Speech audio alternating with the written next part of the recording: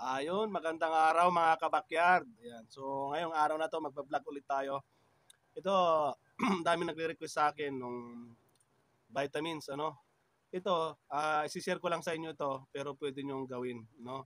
Lalong-lalo na sa mga baguhan.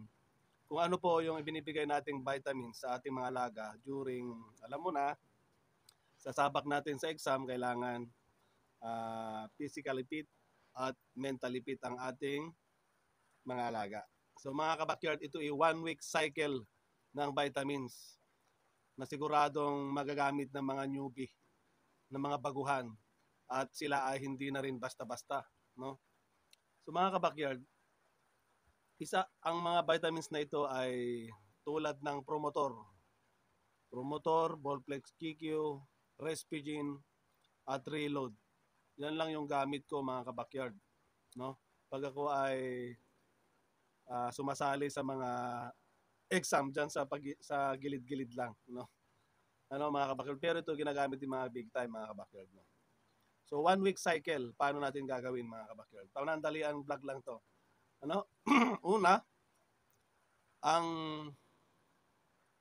ano tong nabanggit ko kanina, nakalimutan ko. Respigin, tapos na tayo, Volplex, Reload, saka itong Promotor. Ayan. So mga kabakyard, ang Promotor ay vitamin B complex din yan. Same lang yan sa B50 mga kabakyard. Ang Volplex QQ, L-carnitine po yan para sa pampabilis panunaw, para sa enerhiya, ano? L-carnitine, pampatunaw ng taba. Respigin para sa utak mga kabakyard, para sa utak. At itong Reload Plus ay instant energy. Ito ay robust, no? Parang basta instant energy po 'yan, no?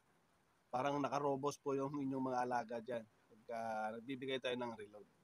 So ngayon mga kabakyard, paano natin magagamit sa loob ng isang linggo? Eksaktong linggo ang tatapusan, no?